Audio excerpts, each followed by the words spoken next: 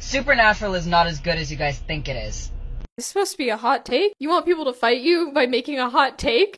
And your hot take is that Supernatural is bad?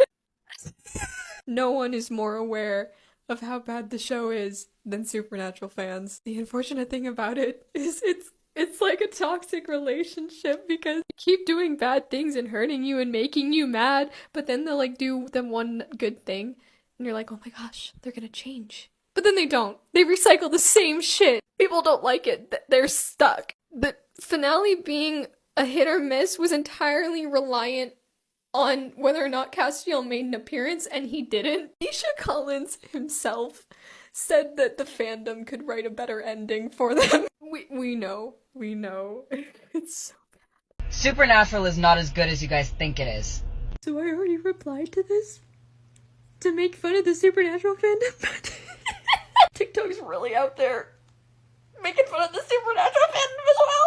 TikTok put a warning on this video. TikTok saw this video of him making fun of Supernatural and put a warning that participating in this activity can be potentially dangerous. I'm in tears. Oh my god. Don't make fun of Supernatural. It could result in you or others getting hurt. I wish I was making this up. Oh my god.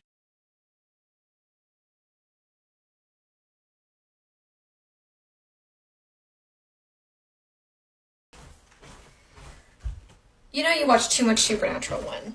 To get this much out of the way, we are selling my house. So if any of you have ever moved before, you know that when someone puts an offer on the house, they usually ask for an inspection. My experience has been no different. Today is Friday, but for whatever reason, there's no school today. But the inspection was scheduled for this morning nonetheless, so I was going to be here while they were inspecting the house. Despite being completely aware of this fact, when this guy came to my house and said that I'm here for a house inspection, I was not entirely convinced that he was not a hunter and was here to help me out with the ghosts in my house. Listen. We actually do have a ghost in this house. His name is Simon. Sometimes he'll mess with our stuff, but he's pretty quiet. I don't think he's killed anyone recently. Simon, have you killed anyone recently? He might have also just left. You know, sometimes he does that too. Sometimes he just goes quiet for a while. In either case, I am still not entirely convinced that this guy was here to inspect my house. I think that that's something else going on. I kind of have a theory. I don't know if theory's the right word, but it's the best I got. And in order to explain this theory, I'm going to be talking about the Supernatural fandom, and more specifically, Wincest.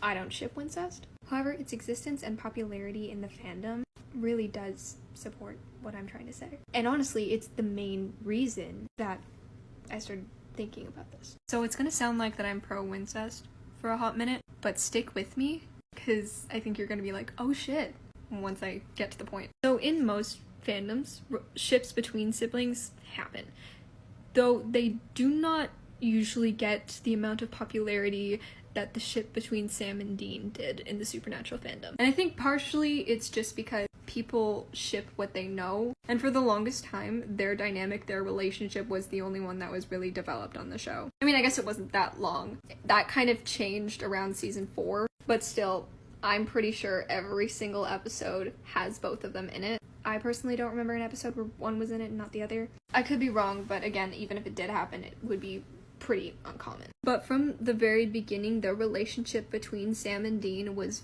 very important to the show. How much they cared about each other was incredibly important to the show. That was kind of the point of the show, was like family, but especially the relationship between Sam and Dean. They were very codependent even from season 1, and they were not willing to live in a world where the other one was not alive.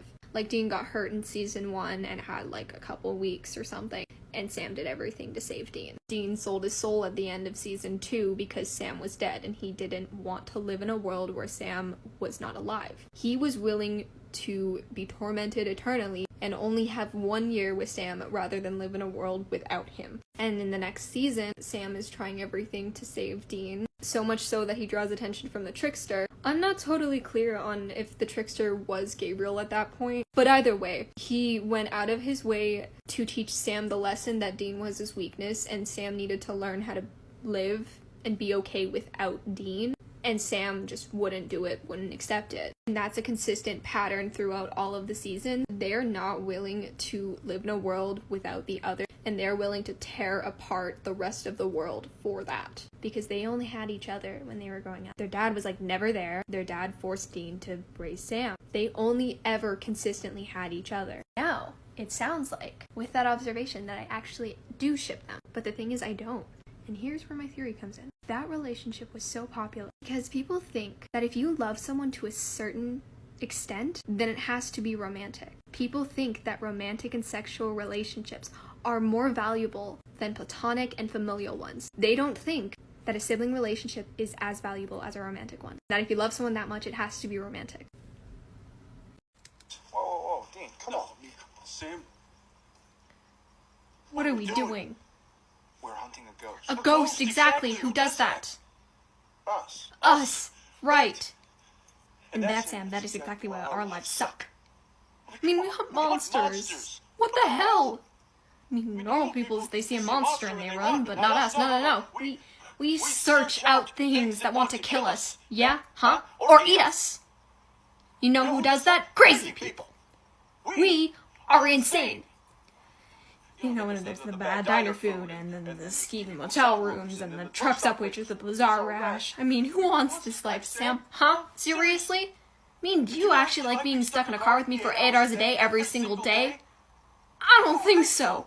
I mean, I drive too fast, and I listen to the same 5 albums over and over again, and I sing along. I'm annoying, I know that, and you're gassy. You would have a burrito and you get toxic. I mean, you know what? You can forget it. Oh, Dean, where are you going? Stay away from me, Sam, okay? Like, I'm done with it. I'm done with the monsters and the hellhounds and the ghost sickness and damn apocalypse. I'm out. I'm done. I quit.